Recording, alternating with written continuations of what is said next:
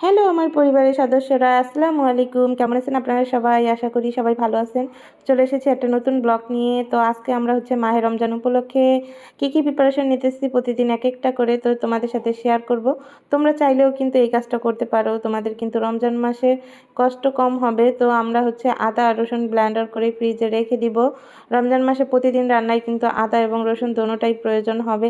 মাছ, মাংস সব কিছুতেই প্রতিদিন বাটার যে ঝামেলাটা থাকে ওই ঝামেলাটা থাকবে না। প্রতিদিন যদি তোমরা ফ্রিজ থেকে নামিয়ে রান্না করো তো তোমাদের এখন কি করতে হবে, আদা এবং রসুন ব্লেন্ডার করে রেখে দিতে হবে ফ্রিজে। তাহলে আর তোমাদের কষ্ট হবে না। প্রতিদিন রোজা রেখে তারপরে বাটাবাটির ঝামেলা থেকে মুক্তি পাবে। এই কাজটা যদি তোমরা করো তাহলে কিন্তু রমজান মাসে একটু কষ্ট কম হবে তোমাদের। তো আমরা কিন্তু আদা আর রসুনের দাম বর্তমানে কম, এই কারণে আমরা আদা রসুন এনে এখন ব্লেন্ডার করে রেখে দিব। এমনিতে আমরা প্রতিদিনই ব্লেন্ডার করাগুলোই রান্না করি। তারপরে রমজান মাস উপলক্ষে আলাদাভাবে আর কি যেন 1 মাসের মতো চলে, এই কারণে 1 মাসেরটা একসাথে এনে তারপরে ব্লেন্ডার করে নিয়েছি।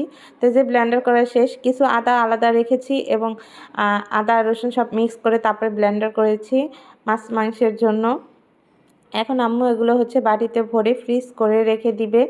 তাহলে আমাদের রমজান মাসে আর কষ্ট হবে না। প্রতিদিন এক একটা করে আমরা রাখতেছি।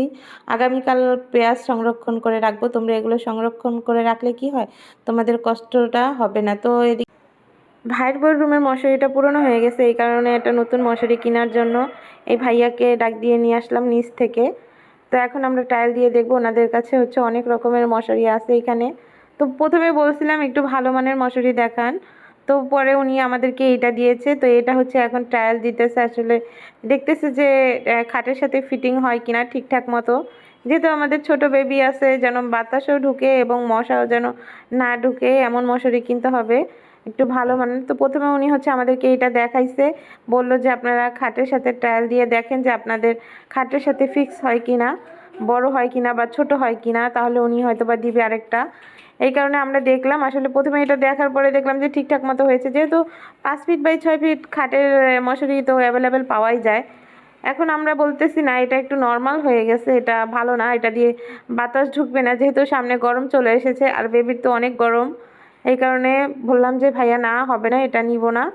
দেখেন তখন উনি আমাদের এটা চেঞ্জ করে আমাদের এর থেকে যে ভালো একটা সেটা দিল। কিন্তু উনি আমাদের প্রথম দেখাইলো না। প্রথমে বলছিলাম ভালোটা দেখান, পরে যখন বললাম যে না নিব না, তখন ঠিকই ভালোটা দেখাইলো, এটার থেকে একটু ভালো মানের। তো এটার দাম বেশি একটা ছিল না, মাত্র 500 টাকা দিয়ে নিয়েছিলাম। উনি 900 টাকা দাম চেয়েছিল, আমরা 500 টাকা বলেছি, দিয়ে দিয়েছে। তো তারপরে পিঙ্ক কালারটা চয়েস করে নিয়ে নিলাম। আর মার্কেটে আনতে গেলে হয়তো বা 700 এরকম 600-700 টাকা দাম নিত, 200-100 টাকা বেশি নিত। যাই হোক, মশারিটা খুব সুন্দর ছিল এবং মানও ভালো ছিল। যেহেতু ছোট বেবি ঘুমাবে, এই কারণে একটু ভালো দিয়েই নিলাম। আর মার্কেটে যাওয়ার ঝামেলাটাও হলো না। এই সময় কিন্তু বাসায় অনেক কাজ আছে, মার্কেটে যেতেও অনেকটা টাইম লাগে, এখান থেকে অনেক দূর মার্কেট।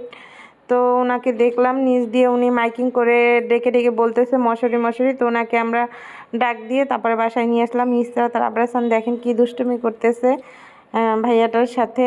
তো যাই হোক, আজকের ভিডিওটা এই পর্যন্ত। সবাই ভালো থাকবেন, সুস্থ থাকবেন। আসসালামু আলাইকুম।